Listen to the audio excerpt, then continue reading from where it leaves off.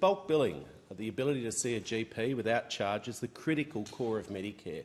And the strength of our primary healthcare system literally determines at times whether people live or die and impacts every part of the health system. For people, particularly low-income earners, to be able to go to their GP without a charge rather than fronting up to the public hospital means conditions are picked up earlier, lowering cost of treatment overall, and saves expensive, very, very costly visits to emergency departments and clogging them up when conditions can be treated elsewhere. And the good news is, while there's more to do, things are finally improving on the bulk billing front. In 2022, when the government was elected, it's no exaggeration to say that bulk billing rates in this country were in freefall after a decade of the Liberals' cuts, neglect and a freeze to the bulk billing, or to the rate that GPs are paid. Now, that's really important, because when you freeze the rate, as the previous government did, when you freeze the rate so doctors are paid the same year after year after year after year, they have no choice. And it was such a difficult decision for so many GPs in the suburbs and the regions to make, to start charging their patients, because it was the only way that they could pay their staff, pay their insurance, pay their rent and earn some modicum of a wage. Now, who was the health minister, you may well ask, that started this cycle of neglect and cuts? Well, surprise, surprise, it's the now opposition leader, Peter Dutton. He said, I direct quote, he said it made no sense for Australians to expect to access a GP for free.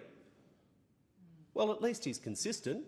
It's comparable with his brilliant idea when he was the health minister to charge Australians to access hospital emergency departments.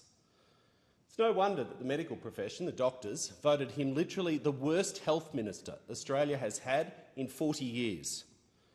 Now, 1 year ago, I'm proud that this government made the largest investment in bulk billing in the history of Medicare, tripling the bulk billing incentive, restoring or moving back towards that core principle, that Labor principle, that it's your Medicare card, not your credit card, which determines your access to health care.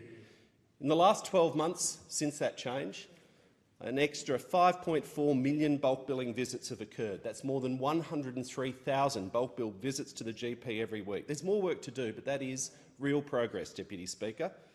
We've also put in place Medicare urgent clinics, 7 days a week, extended hours, bulk billed for non-life-threatening conditions, but things that are too urgent to wait to see a GP, to keep people out of the public hospital waiting rooms.